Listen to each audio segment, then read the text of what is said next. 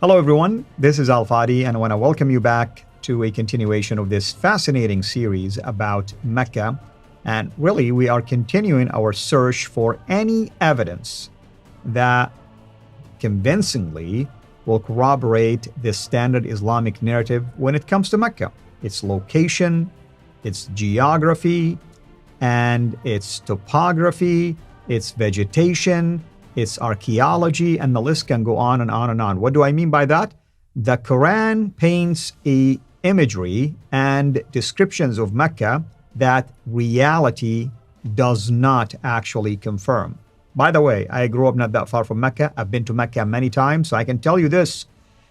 Indeed, when you go to Mecca, you're not going to find not even half of what the Quran is saying concerning Mecca itself.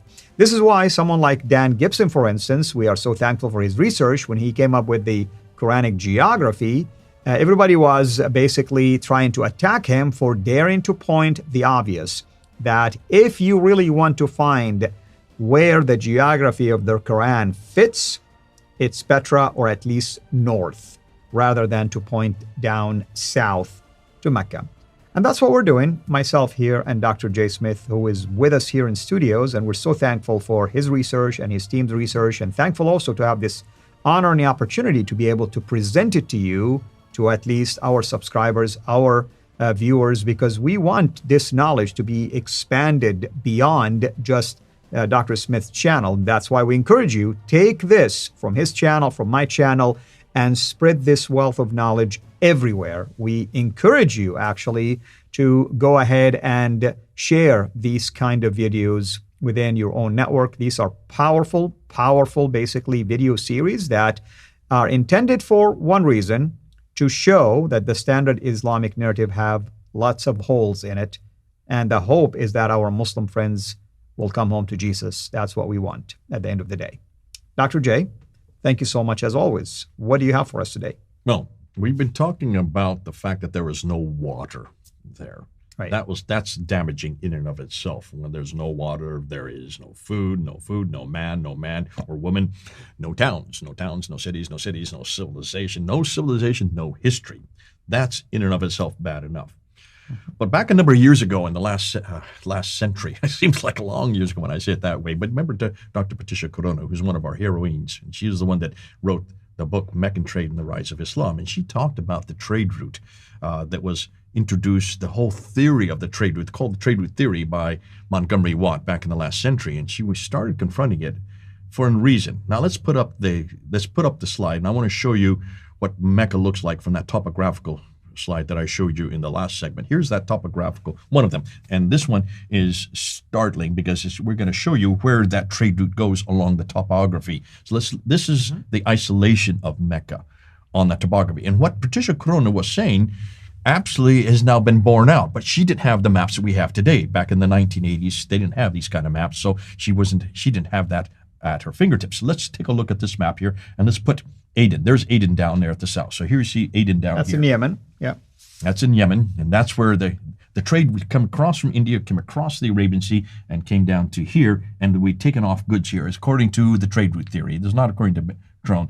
And then from Aden, it went up to Sana'a. There's Sana'a there. And then from Sana'a to Najran, there's Najran there. And from Najran up to Taif, there's Taif there. And then from Taif up to Yathrib, or what is today called Medina, there. And then from Yathrib, it went on up to Tabuk, and then from Tabuk up Petra before it began, and then of course we have Gaza up in the north. Now, so that is the trade route that with Petra there. That is the trade route that the standard Islamic narrative talks about, that Montgomery Watt referred to. Where's Mecca? Well, Mecca's not on it. Why? Well, it's where this red star is. That's where Mecca is. See where that red star is right down there? Hopefully people can see us. If you can put the camera on us, folks, so people can see where Mecca is. Right down there. So right there. And I want to emphasize what Dr. J is talking about here. The standard Islamic narrative that I grew up believing in is that there is a trade route that goes north and south. In other words, Mecca was such a prominent trade center that trades coming from south will pass through it, trades coming from north will pass through it, and so on and so forth. That's where Dr. J is coming from. And Dr. Patricia Corona said, hold on a minute. In order to go from here, you have to go then down off the western plateau, come down to here, and then come back up to Yathrib, and then from up there Tabuk, and Khaybar will be here, then Tabuk, then Petra, then Gaza, and then off to the Mediterranean Sea. But she didn't have what we now have today. I want to show you another topographical map. This one is even more important because it shows you exactly the topography of just Saudi Arabia. This is just Saudi Arabia, okay? Right, and even the other one was clear. There are mountains. Why would you subject camels and animals to the risk of going up and down? Well, let's show it first. Before you do that, let's show you before that conclusion. So here is Aden. It's down in Yemen, so it's not in Saudi Arabia. That's why it's off the Arabian map. And of course, same with Sana'a. It's there in Yemen down here. Then we get to Najran, which is right on the border. And you're coming up to Taif. Taif is still, now you can see, there is can you see there, topographically, there is distinct mountain. You're up on top of a mountain. To get to Yathrib, you continue along the mountain there. You continue up to Tabuk, and you come up to Petra, which is in Jordan, so it's off the map there up in Jordan. By the way, I know where Taif is. Taif is a high resort up at the top of a mountain. Even today, there are highways that take you all the way up. Okay. Yeah. So where's Mecca? There's right Mecca. There. Bingo. It's down off. Now you can see topographically. Patricia Crone was exactly right. Even in the 1980s, when they didn't have this kind of mapping available at that time, can you see it's down off the plateau? So they'd have to come down this way to get to Mecca. Then they have to go 1,000 meters back up to get up to Yathrib. This is 3,000 feet difference between these two. Right. Why in the world would they go all the way down to a place that didn't have water? If it doesn't have water, it doesn't have vegetation. You need vegetation for camels. You need to be able to water them. You need to feed them. There have to be people there. People have to survive. How can you survive if there's no water there? We're going to get to that because people have come back to me and say, aha, there is the Zamzam well there, Mr. Smith. You don't know what you're talking about. There's Zamzam. Hold on to that. That's coming up in another episode. We're going to shut down that theory really quickly. But I just want to show you the topographical map that proves that Patricia Crone has been vindicated. So look at this map and you can see it is not on the Western Plateau. That is where you noticed it being last time you talked about these places where vegetation, those are called oases. These are oases along the trade route, but not including Mecca. So the question to my viewers right now, and especially our Muslim viewers, which one will make more sense? To have just boats and ships parked at each of these locations, and then camels can take, things all the way to some of these cities or towns or centers, or to have animals riding on top of mountains going up and down with no water whatsoever, vegetations, and so on and so forth.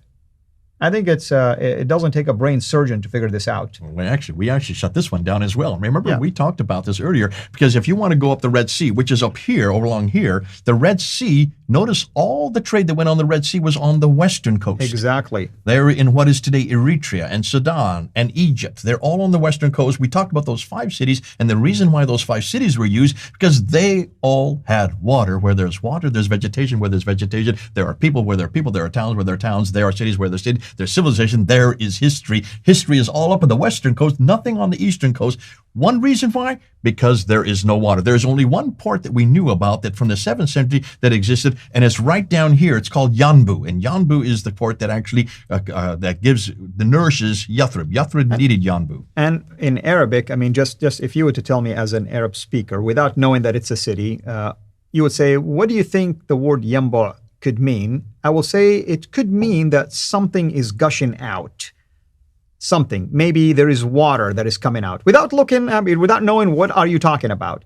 So there is a possibility the name was associated with the fact that there is a spring of water or something to that extent. Or there is water around it or close by. Okay. Now let's get to your city. Your city is called Jeddah. And it would be around here, this area. Just right in that area there. That's right. Jeddah is where you grew up. Jeddah is the city you know of. And That's Jeddah right. does have water today. It does, of course. I mean, it's a port city also. Okay. Yeah. Did it exist at the time of Muhammad? Well, I think you and I talk about that, the fact that it wasn't built until later as a gateway into Mecca. Dr. Gerald Hawting, who's done he's done authoritative work on Jeddah. He says very clearly that Jeddah didn't exist until the 8th century, which means it was introduced, it was created to accommodate Mecca. Mecca needed water, and so they needed to have a place that could bring the water to them, and so they needed a port city, and that's why Jeddah was then constructed in order to feed and also to water the place that had no water and no feed, and that was Mecca. Yeah, people can go to Fonder Films as well to be able to gain more insights when it comes to those important, by the way, videos. We're not doing this for show. These are very, very, very important discoveries. And I tell you, I mean, if I was still a Muslim today, I'd be probably disturbed by these findings because you have just shattered all of my traditional historical knowledge about my faith, its origin, and its affiliation with such a prominent town known as Mecca. This is why this is crucial for our Muslim friends, more so than anybody else, to please examine the evidence. We're inviting you to examine the evidence. In fact, we're inviting you to challenge us by presenting facts, not emotions, facts. And I say this, Dr. J, because I get a lot of attacks from Muslims that you don't know what you're talking about. Okay, well, show me what do you think I need to know. These are logical, basically, arguments that we're raising. That's why it's important. Thank you so much, Dr. J. Thank you for your work and the work of your team. And I hope everyone is enjoying this. What are we going to talk about next time? Now we're going to ask the question that comes up after that.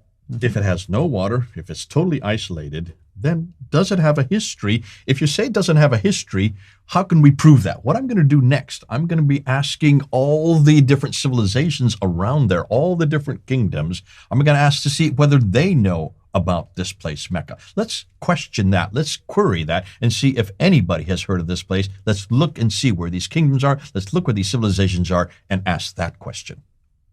Thank you. And thank you, everyone. Until next time, have a blessed day.